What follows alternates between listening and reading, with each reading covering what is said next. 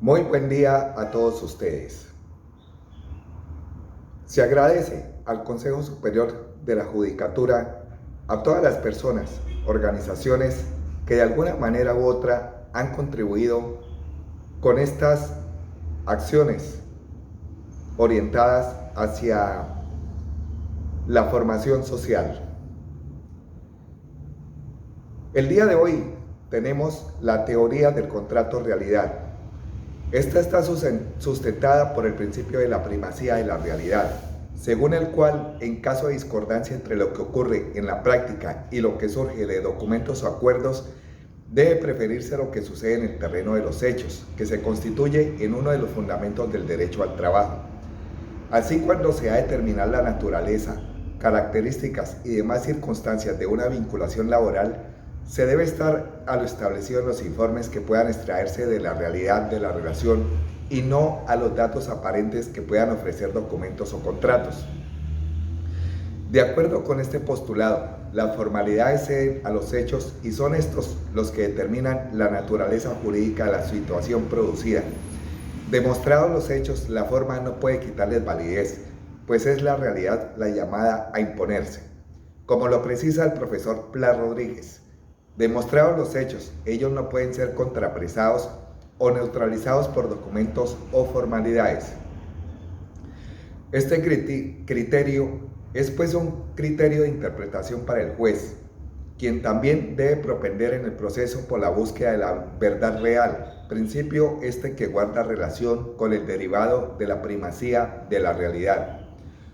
Lo anterior puede ser considerado como una consecuencia del carácter intuitivo y protector del derecho al trabajo. Y es porque ello, tanto la jurisprudencia como la doctrina han precisado en múltiples ocasiones que al momento de determinar si el vínculo que une a las partes en una relación es de carácter laboral, debe proferirse el análisis fáctico sobre lo meramente documental, independientemente de la voluntariedad o buena fe con que hubieran sido elaborados los soportes de dicha relación. La Corte Suprema de Justicia, en sentencia del 1 de diciembre de 1981, precisó que este principio correspondía al derecho del trabajo, por ser protector e irrenunciable, y fundamentó su posición en conceptos expresados por tratadistas como Américo Pla Rodríguez, Mario de Beali y Mario de la Cueva, entre otros, quienes coinciden en afirmar que la existencia de un contrato de trabajo está determinada por la conducta de las partes en desarrollo de una relación jurídica, así como los propios involucrados que hayan querido darle una connotación diferente en los acuerdos formales suscritos por ellos. Así las cosas, para la doctrina internacional citada por la Corte Suprema, en todos los casos debe tratarse, como hemos dicho, de llegar al contrato realidad, a la efectiva prestación, al orden de la relación habida entre las partes, para determinar la verdadera naturaleza jurídica del acto cumplido. La relación de trabajo existe a pesar de que las partes le hayan dado una denominación diferente, si en la práctica se comprueba que las características en que se desarrollaba la actividad son las propias al derecho. Por ello, los jueces deben evaluar la forma como se prestó el servicio y no las formalidades del contrato celebrado entre las partes.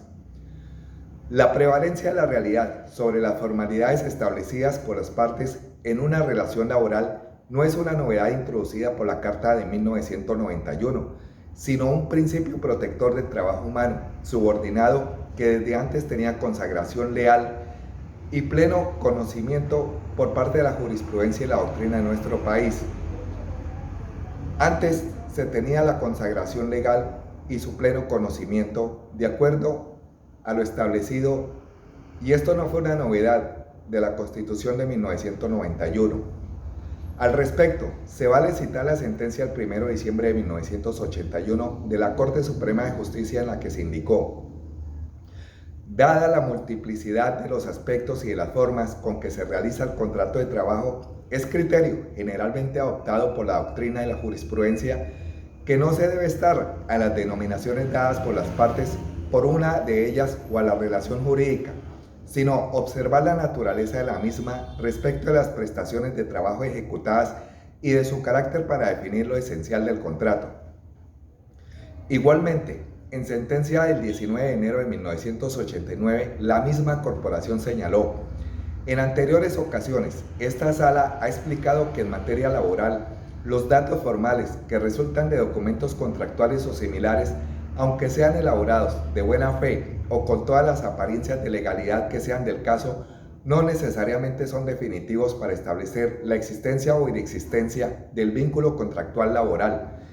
ya que deben preferirse en los datos que ofrece la realidad jurídica analizada si contradicen lo que informan los aludidos documentos. Son múltiples los pronunciamientos de las altas cortes en relación con este principio elevado a rango constitucional en 1991. En ellos se precisa su naturaleza y alcances.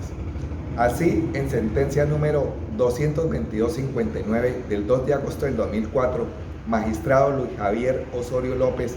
la misma Corte Suprema de Justicia precisó: la verdad es que no ha sido extraño para la jurisprudencia y la doctrina que en muchas ocasiones se pretende desconocer el contrato de trabajo,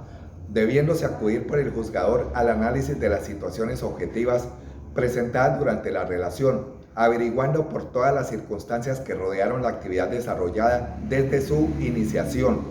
teniendo en cuenta la forma como se dio el acuerdo de voluntades, la naturaleza de la institución como tal, si el empleador o institución o a través de sus directivos daba órdenes perentorias al operario y cómo las cumplía, el salario acordado, la forma de pago, cuáles derechos se reconocían, cuál horario se agotaba o debía cumplirse, la conducta asumida por las partes en la ejecución del contrato, entre otras. Para allí deducir el contrato real que, según el principio de la primacía de la realidad, cuando existe discordia entre lo que ocurre en la práctica y lo que surge de documentos y acuerdos, debe darse preferencia a lo primero, es decir, a lo que sucede en el terreno de los hechos. Quiere decir lo anterior que la relación de trabajo no depende necesariamente de lo que las partes hubieran pactado, sino de la situación real en que el trabajador se encuentra colocado. Es por ello que la jurisprudencia y la doctrina, a la luz del artículo 53 de la Carta Política, se orientan a que la aplicación del derecho del trabajo dependa cada vez menos de una relación jurídica subjetiva, cuando de una situación objetiva cuya existencia es independiente del acto que condiciona su nacimiento, aparecen circunstancias claras y reales, suficientes para contrarrestar las estipulaciones pactadas por las partes, pero no corresponder a la realidad presentada durante el desarrollo del acto jurídico laboral. Es evidente que al aplicar el mencionado principio, lo que se busca es el imperio de la buena fe que debe revestir a todos los contratos, haciendo que surja la verdadera real, que desde luego en el litigio tendrá que resultar del análisis serio y ponderado de la prueba arrimada a los autos, evitando la preponderancia de las ficciones que con actos desleales a la justicia tratan de disimular la realidad con el objeto de eludir el cumplimiento de las obligaciones legales, contractuales o convencionales. Ahora bien, una vez precisado que una relación es de naturaleza laboral, la consecuencia lógica es que aplican las normas de esta categoría a los contratantes, las cuales se suponen más favorables al trabajador que las puramente civiles o comerciales, ya que en estas especialidades se parte de la igualdad de los contratantes, mientras que para el derecho el trabajador es la parte débil de la relación laboral. Sin embargo, es preciso anotar que esta declaración no puede afectar los acuerdos que valida y legalmente las partes hayan pactado y que no contraríen la naturaleza laboral. Así, por ejemplo, si se celebra un contrato de prestación de servicios de carácter civil por un lapso determinado y posteriormente, al discutirse la naturaleza del contrato, el juez declara la existencia de un vínculo laboral, el término de duración continúa siendo el acordado por las partes. Sobre el particular, la Corte Suprema de Justicia precisó: la declaración judicial de primacía de la realidad para efectos de catalogar como laboral un contrato que se calificó como civil o comercial en ningún caso tiene las consecuencias que pretende el impugnante en el sentido de considerar ineficaces las cláusulas contractuales en su conjunto, puesto que puede haber en ese contrato estipulaciones fruto del acuerdo de voluntades que no contraríen el orden legal ni afecten el mínimo legal, ni impliquen la existencia de un objeto y causas ilícitas. La potestad que otorgan a los jueces laborales en los artículos 53 de la Constitución Política y 23, numeral 2 del Código Sustantivo del Trabajo, en el sentido de declarar la existencia del contrato de trabajo realidad, desechando las formalidades que broten de los documentos,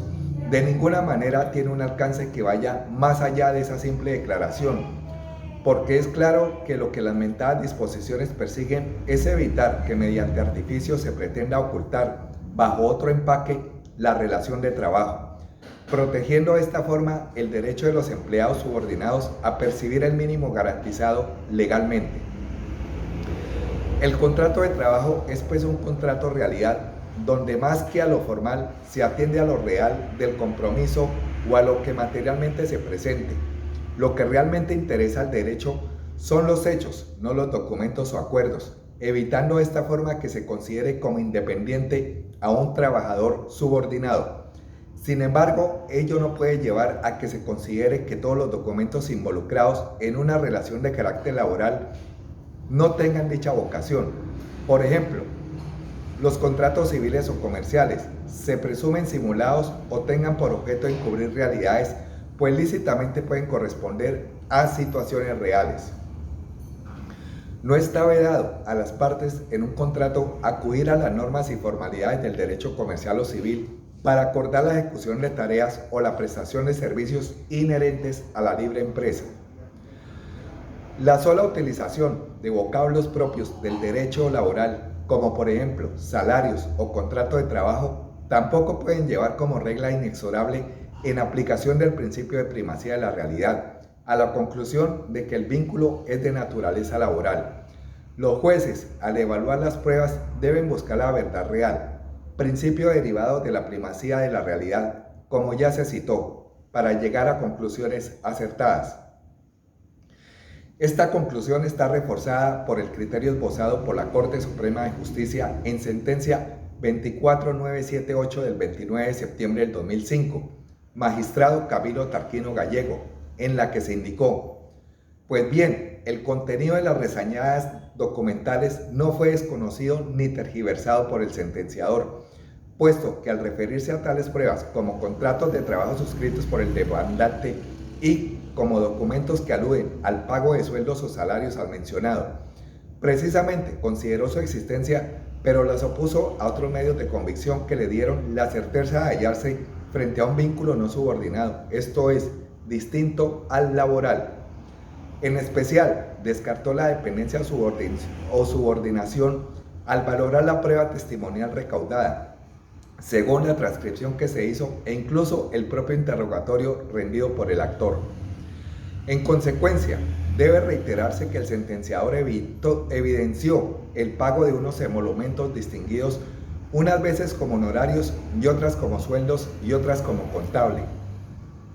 sufragados por la prestación del servicio del contador, pero no como trabajador de la comunidad demandada, sino como un contratista, vinculado por convenios de prestación de servicios, aun cuando, dijo en la forma escrita, se les denominara como de trabajo, y en este sentido no pudo incurrir en un yerro fáctico, dado que se repite, no alteró ni ignoró el contenido de las pruebas en mención. No obstante, el principio de primacía de la realidad no se traduce en una presunción de que todos los documentos contienen simulaciones o fraudes, ya que ellos pueden corresponder a situaciones reales.